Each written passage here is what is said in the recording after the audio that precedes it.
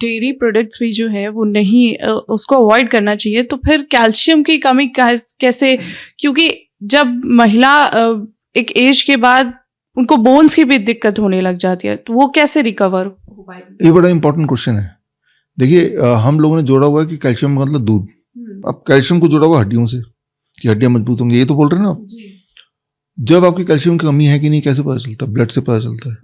तो ब्लड में कितना कैल्शियम है, हाँ, तो ब्लड में कितना कैल्शियम है उसका कोई कनेक्शन नहीं है हड्डियों में कितना कैल्शियम है। मान लो आप ये जानना चाहते हैं कि मैं कितना अमीर हूं, तो आप देखते हैं मेरे पर्स में कितने पैसे हैं। हो सकता है पर्स में 100 ही रुपए हो, लेकिन purse is not a representation of my total asset, है ना। तो ब्लड के एक बूंद से ये पता चलता है कि ब्लड में कैल्शियम कितना है। उससे ये नहीं पता चलता कि बॉडी में या बोन में जहां होना चाहिए वहां कितना है। दूध में कैल्शियम की मात्रा ज्यादा है, बट वो that is in unabsorbable form, right. वैसे तो कैल्शियम नाखून में ज्यादा होता है दूध से भी, तो नाखून आप काट के फेंक क्यों देते हैं? इसका पाउडर बना के पी लीजिए इसको। क्यों नहीं कोई करता है? क्योंकि ये एब्जॉर्ब नहीं होगा बॉडी में, कहीं कहीं अटक जाएगा, राइट, दिक्कत करेगा। तो जैसे मान लो कोई बोलता है कि मुझे प्रोटीन वाला हाई प्रोटीन डाइट चाहिए। सबसे ज्यादा दुनिया में प्रोटीन किस में होता है? एनिमल फूड से भी ज्यादा बालों में होता है। ये बना ही प्रोटीन का है।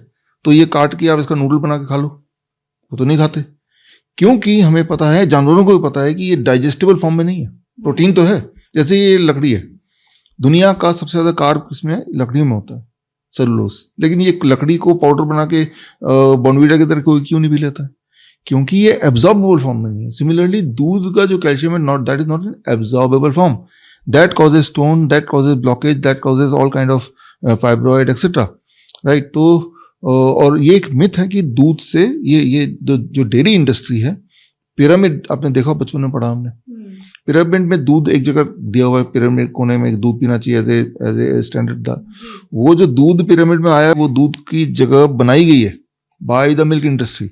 ये एक अलग कहानी है। ये देखिए, इंसान एक ऐसा जानवर है जो दूसरे जानवर का दूध पीता है, और इंसान एक ऐसा जानवर है जो जिंदगी भर दूध पीता है।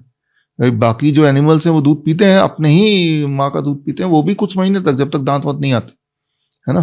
तो दूध की इंपॉर्टेंस है, अपने माँ का दूध।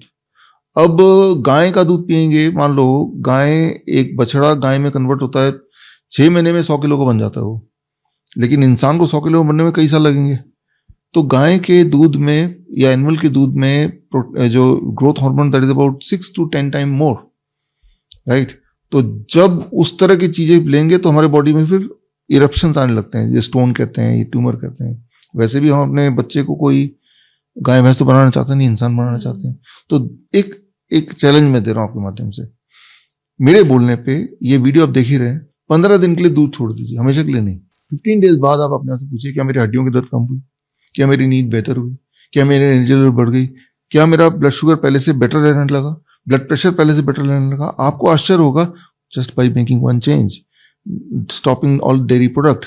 ये सारे बदलाव 15 दिन में आ सकते हैं।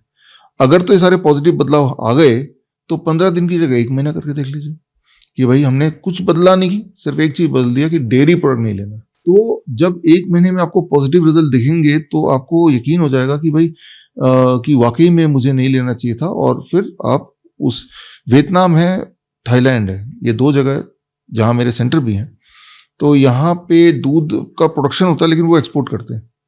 ये 2 देश हैं जहाँ पे हड्डियों की दिक्कतें नहीं है लोगों में, लेडीज में, जेंट्स में हड्डियों की बीमार लोग नहीं मिलेंगे, राइट। हर महीने में 1 बार जाता हूँ वियतनाम स्पेशली, और डेनमार्क है, नॉर्वे है, ये वो कंट्री है जहाँ दूध बहुत पीते हैं। भारत में कोलकाता अगर जाएंगे, जहाँ पे मैं मूलतः से रहता हूँ, आप देखेंगे कि वहाँ पे डेयरी मिठाइयाँ इतनी चलती हैं, दही वगैरह सब कुछ।